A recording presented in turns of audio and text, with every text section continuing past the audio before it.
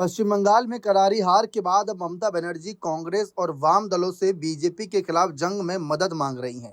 उन्होंने हार के बाद कहा कि वे राष्ट्रीय स्तर पर विपक्षी इंडिया गठबंधन को मजबूत करेंगी, लेकिन अब कांग्रेस और वाम दल ही उनसे किनारा करते नजर आ रहे हैं। कांग्रेस के नेता उन्हें याद दिला रहे हैं कि किस तरह से उन्होंने 2024 में कांग्रेस के खिलाफ काम किया था और उससे पहले अपने 1.5 दशक के राज में पश्चिम बंगाल में कांग्रेस को खत्म किया। इस बीच ममता बनर्जी के कट्टर विरोधी और कांग्रेस के दिग्गज नेता अधीर रंजन चौधरी ने ममता बनर्जी के साथ गठबंधन को लेकर एक खास शर्त रखी।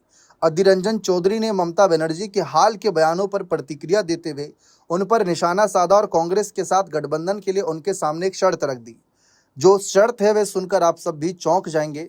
दरअसल ममता बनर्जी ने हार के बाद यही बात रखी कि अखिलेश यादव, अरविंद केजरीवाल, राहुल, सोनिया जैसे बड़े विपक्षी नेताओं के उनके पास फोन आ रहे हैं और वो ममता बनर्जी को आश्वासन दे रहे हैं कि वे उनके साथ खड़े इस मजबूत स्थिति में।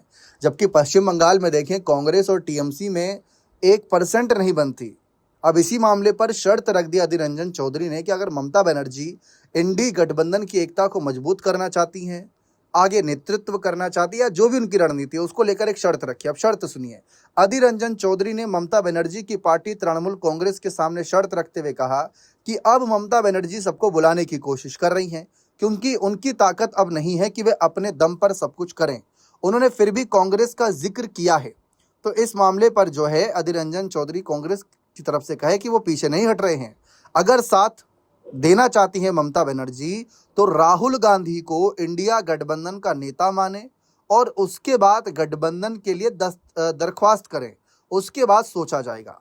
यानी ये एक बहुत बड़ी शर्त रख दी है ममता बनर्जी के सामने कि आगे आइए और अपनी बात रखिए। फिलहाल गठबंधन बहुत मुश्किल है, क्योंकि ममता बनर्जी 2011 में पहली बार कांग्रेस के साथ गठबंधन से ही मुख्यमंत्री बनी, लेकिन 2016 तक उन्होंने कांग्रेस पार्टी के कई नेताओं को तोड़कर अपनी पार्टी में शामिल कर लिया और लेफ्ट और कांग्रेस साथ आ गए। इसके बाद कांग्रेस लगातार पश्चिम बंगाल में हाशिए पर है। 2024 के चुनाव से पहले भी ममता बनर्जी विपक्षी गठबंधन में शामिल जरूर हुई थी, लेकिन उन्होंने राहुल गांधी को नेता नहीं माना। उन्होंने कांग्रेस पार्टी और लेफ्ट के दलों को राज्य में सीटें नहीं दी।